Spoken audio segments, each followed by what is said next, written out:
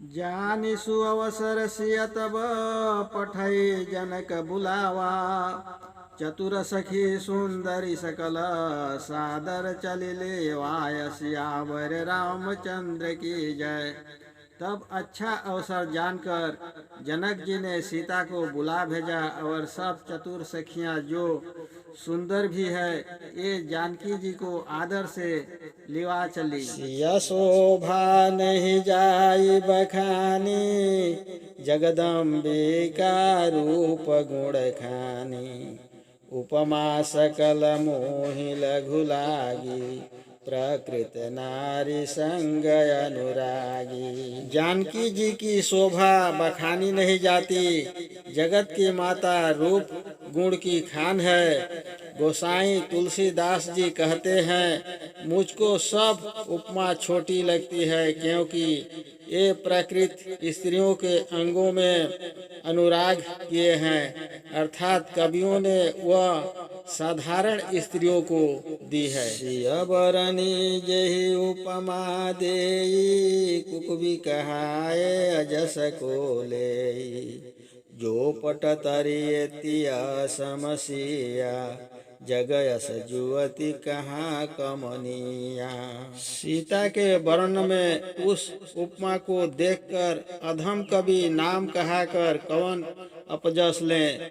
जो जानकी जी की उपमा को किसी स्त्री से दें तो जगत में ऐसी सुंदर स्त्री कवन है। हीरा मुखर तन अर्ध भवानी रति अति दुखित यतन पति जानी।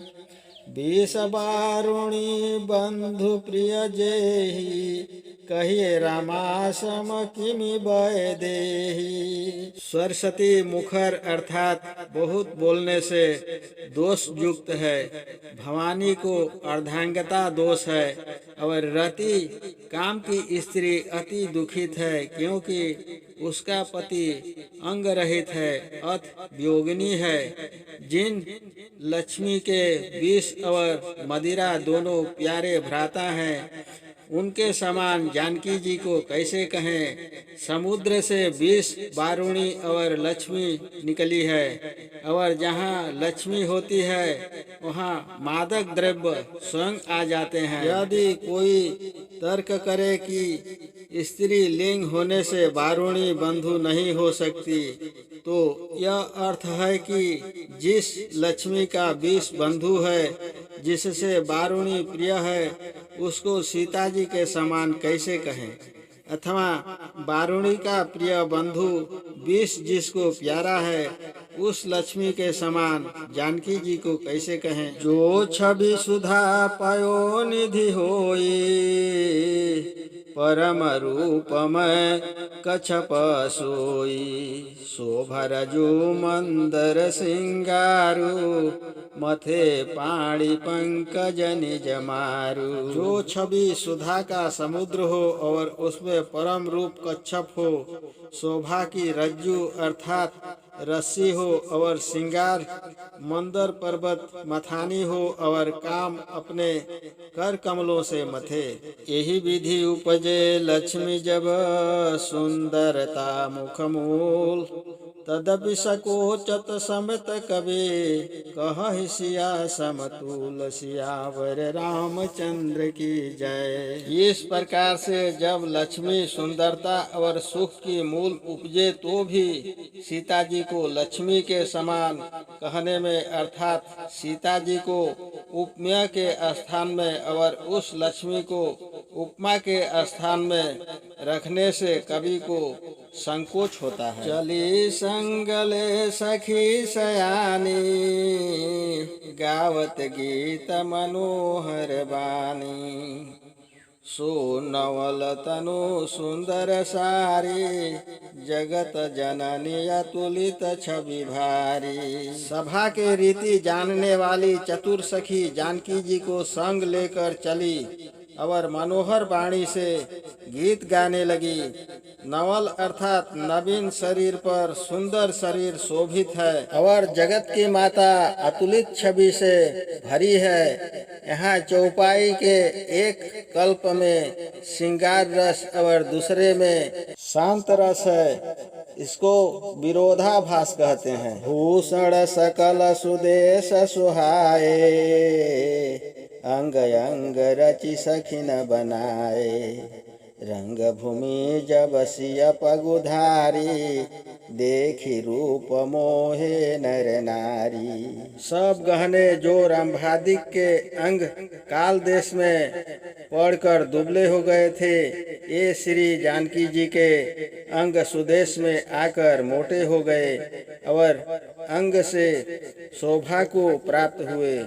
उनको एक एक के अनुसार रचकर सखियों ने बनाया। जब रंग भूमि में जानकी जी ने पग धारण किया तो रूप देखकर नर नारी मोहित हो गए, अथवा जब जानकी जी ने पग धारण किया तो रूप देखकर नर नारी मोह हो गए। नारियों के मोहने में संदेह नहीं करना, क्योंकि जानकी जी प्राकृत नारी नहीं है। वह मोहित हो मनुष्यों ने गर्दने झुका ली। हरषि सुमन दुम दुभी बजाई, बरसी प्रसुन अपसरा गाई। पाणी सरोज सोह जयमाला, औचक चितवे सकल भुआला। गंधर्व नामक देवताओं ने प्रसन्न हो बाजे बजाए और फूल बरसाकर अप्सराओं ने गाया। जिन जानकी जी के कमल से हाथ में जयमाला शोभित है, उन्होंने औचक हो सब राजाओं को देखा। सिय चकित चित राम ही चाहा, भय मोह बस सब नर नाहा। मुनि समीप देखे दो भाई, लगे लाल की लोचन निधि पाई। फिर सीता जी ने चकित चित होकर श्री रामचंद्र जी की इच्छा की। यह देखकर सब राजा मोह के बस हो गए। मुनियों के समीप दोनों भाइयों को देखा। वह जिन दोनों भाइयों के समेत तदीय श्रृंगार की प्रबलता के अधीन हो मुनि बैठे हैं, उनको जानकी जी के लोचन अपनी निधि पाई अर्थात ललक कर देखने लगे। जैसे खोई हुई वस्तु पाता है और ललक कर उसकी ओर देखता है। गुरुजन लाज समाज बड़ी, देखी सिय सकुचानी। लगी बिलोचन सखिन तनु, रघुवर ही उरयानी। सियावर रामचंद्र की जय। फिर अगला वीडियो में कहेंगे जय सिया राम।